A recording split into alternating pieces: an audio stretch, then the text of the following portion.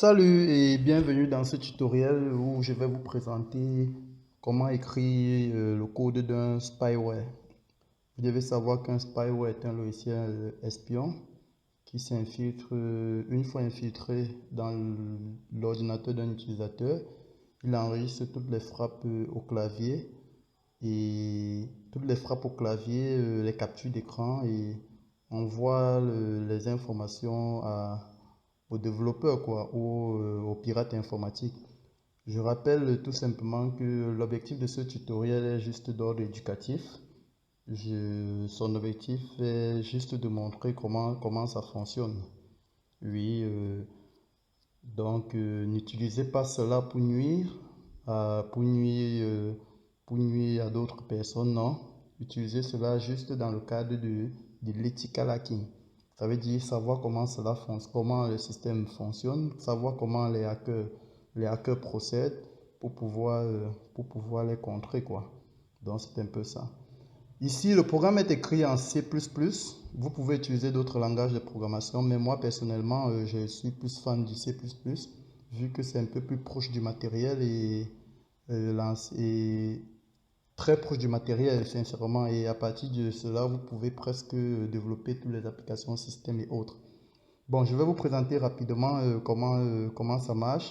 En réalité, ce petit programme-ci, lui, écrit en C++, enregistre tout simplement tout ce que l'utilisateur aura à taper sur son clavier, toutes les frappes du clavier, quoi. Vous imaginez qu'avec cela, vous pouvez vraiment presque tout faire. Vous pouvez enregistrer le mot de passe comme ça d'un utilisateur, les sites qu'il visite, en réalité, l'espionner carrément. Oui. Bon, je vais vous expliquer un peu rapidement comment ça marche. Ici, ce sont des bibliothèques qu'on inclut. Pour le code source, vous aurez juste à la description à la fin de la vidéo. C'est notre chaîne YouTube. Oui, Allo Training. Donc ici, ce sont des bibliothèques que j'inclus rapidement. Oui. Là, c'est le fichier où se trouve l'information, où en fait sera enregistré, ici, c'est le fichier où sera enregistré les informations frappées au clavier. Je viens là sur mon disque C, j'ai un dossier keylogger. Pour l'instant, il n'y a pas le fichier data qui va contenir toutes les informations frappées au clavier. Pour l'instant, comme le programme n'est pas encore lancé, on ne peut pas voir cela. Oui.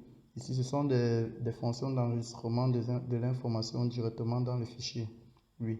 Ici, on a une fonction special case qui renvoie un booléen qui prend en paramètre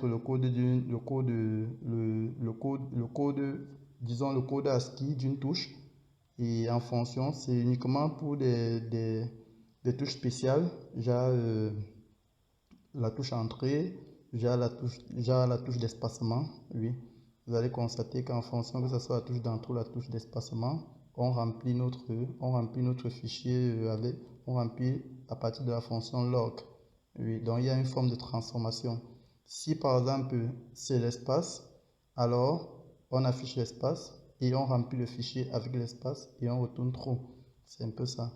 Si jamais c'est le retour à la ligne, donc la touche entrée ou retour à la ligne si vous voulez, directement on affiche ceci et on remplit le fichier avec cela. Donc il y aura un retour à la ligne automatiquement dans le fichier. Oui. Et là, ici, nous avons notre fonction main, c'est la fonction principale pour ceux qui savent un peu développer en C. Oui. On a notre fonction ici, la première fonction ici, show windows, on a mis à hide pour cacher. Ça consiste à ne pas afficher la fenêtre comme la fenêtre que nous sommes en train de voir. En réalité, on pourra voir le programme uniquement dans l'invite de commande, uniquement dans le gestionnaire de tâches, donc dans la liste des programmes ici. Mais il n'y aura pas de fenêtre comme la fenêtre sinon. Ce qui fait que l'utilisateur ne pourra pas s'en rendre compte qu'en réalité, il y a un programme qui tourne en fond. Donc en réalité, le programme va tourner en tâche de fond. Oui. Donc c'est un peu ça. Et on met un boucle infinie pour que ça tourne tout le temps. Oui. On met un temps d'arrêt. Oui. Et là, on parcourt. Si jamais la clé qu'il a entrée, ici, la fonction get assign key state permet de récupérer la touche frappée au clavier. Oui. Si jamais ça renvoie ceci, ça présuppose que la touche a été vraiment pressée. Et si maintenant ce n'est pas une touche spéciale, déjà peut-être entrée ou l'espace. Alors, on occupait, voici, ça c'est l'instruction qui nous permet d'initialiser notre fichier. On ouvre le fichier ici et directement on place, si le fichier est ouvert, on met l'information à l'intérieur. Logiquement, la fonction, logiquement, ce que nous récupérons, en réalité, dans ici, c'est le code ASCII de la touche. Et ce code est transformé en caractère et c'est introduit dans le fichier via cette fonction-ci. Log file, donc c'est introduit directement dans le fichier. On peut carrément fermer notre fichier. C'est tout. Pour l'instant, le programme ne fait que cela, enregistrer ce que l'utilisateur a frappé. Logiquement, vous pouvez étendre cela de telle en sorte que ça peut envoyer un mail. Donc, une fois les informations entrées, ça peut envoyer un mail. On peut rendre cela tellement intelligent. Il y a tellement de possibilités pour ce programme. Donc, c'est à vous d'améliorer. Je rappelle que l'objectif est juste de vous montrer comment ça marche. Nous faisons ça dans le cadre du cours d'Ethical Hacking. Oui. On va essayer de tester notre programme. On va compiler. On va d'abord aller exécuter. On va essayer de compiler notre programme. Et on verra. Ok, la compilation est parfaite. On va lancer notre programme, exécuter. Hop, le programme est déjà lancé. Vous allez constater qu'il n'y a aucune fenêtre. Il n'y a aucune fenêtre ouverte qui dit que le programme est lancé. Mais par contre, si nous allons dans le gestionnaire de tâches, on peut retrouver notre programme. Le nom de notre truc c'est main.cpp. Donc on va retrouver forcément notre programme là-bas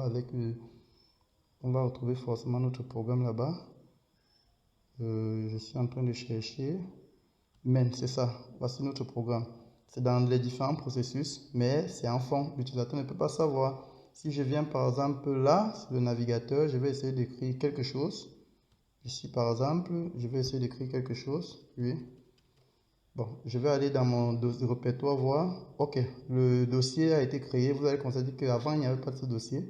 Je vais ouvrir ce fichier autant pour moi. Je vais ouvrir et je vois le contenu exactement. C'est ce que j'ai entré ici. Donc, vous allez constater que tout ce que l'utilisateur va entrer, l'application, quelle que soit la fenêtre, je rappelle, pas seulement le navigateur, le gars va carrément enregistrer cela. Oui, le gars va carrément enregistrer cela. Donc là, ça dépend carrément. Vous pouvez étendre cela comme vous voulez et votre application et votre programme va fonctionner. Mais si vous voulez en savoir plus, sur la sécurité informatique, si vous voulez devenir un expert en sécurité informatique, ce que vous devez faire, vous devez vous inscrire chez nous au cours d'Ethical Hacking. Là-bas, on va vraiment tout vous apprendre en ce qui concerne le développement des virus, comment les contrer, comment développer les antivirus, comment sécuriser les réseaux, l'Ethical Hacking. Et nous allons vous préparer à la certification Ethical Hacker, CEH. Donc, c'est vraiment superbe cette formation. Donc, je vous conseille vraiment cette formation. Et si vous voulez en savoir plus sur le développement d'applications de sécurité informatique, d'Ethical Hacking et autres, vous devez vraiment suivre cette formation chez nous. Je vous remercie. N'oubliez pas de liker la vidéo et aussi de vous abonner à notre chaîne. Tout le temps comme ça, on va vous faire des vidéos concernant des codes sources liés à la sécurité informatique et autres. Merci.